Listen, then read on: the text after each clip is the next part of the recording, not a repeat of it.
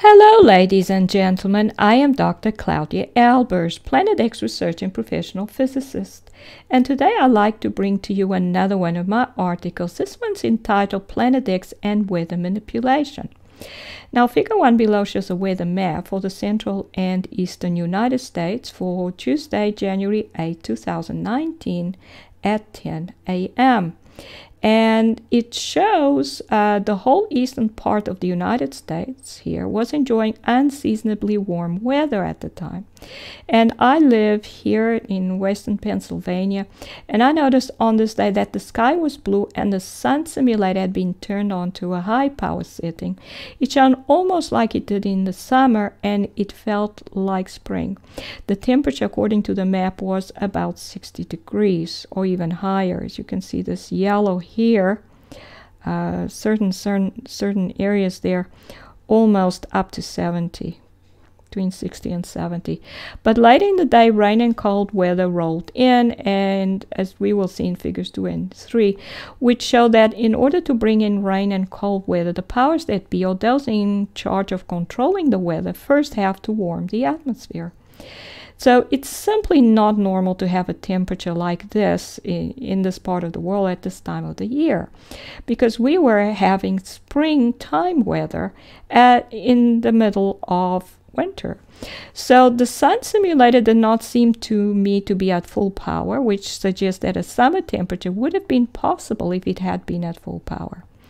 And this means that it is now possible to have summer all year round, anywhere on Earth. The atmospheric temperature is, however, allowed to fall by turning the simulator power down, and rain or snow is brought in order to make people think that weather is still as it used to be when the sun was still shining, and the weather was therefore controlled by the amount of sunshine reaching the surface of the Earth. But the sun is no longer shining, and it seems that it hasn't been shining for at least 21 years. You may look at Article 536 for details on that. So you can see from this weather map what the weather was predicted to do, and indeed this is what it did by January 9th, 2019. And the cold was then moving in over the northern and the eastern part. And by 9 p.m. the following day, the 9th of January, then this whole eastern part had very cold weather. And so the weather had dropped from about 60 to something between 15 and 20 degrees in this region in 1.5 days. So we went from spring to the middle of winter. Since it is Planet X objects and their debris fields in the Earth's atmosphere that bring in rain and snow, as these clouds are water, which is a part of the Planet X debris, it is only through the control of these objects that weather systems bringing rain can be controlled. Without the Planet X objects and their water debris in the form of clouds, there would not have been a flood several thousand years ago, and there would be no clouds or rain on Earth right now. And you may look at Article 529 entitled Planet X Debris Field and Water Clouds for more details. So it seems that the powers that be use the simulators to ionize the atmosphere and thus control where the Planet X objects surrounded by their debris fields move to, and in that way control where it rains and where it does not. The simulators increase the temperature in the atmosphere when turned on, and also ionize the atmosphere, thus increasing the gravitational energy in the electrons present in the atmosphere. The stellar cores absorb electrons in the atmosphere through their water cloud envelopes and are thus attracted to the areas in the atmosphere where higher energy electrons are present. You may look at Article 487 for more details. And here you can see some of the evidence that these objects are indeed in the Earth's atmosphere. And you can see a spherical object here almost completely enveloped in its cloud envelope. And another one here, you can see this is not a break in the clouds. This is a convex surface and a blue simulator from below is obviously illuminating it, a holographic projector.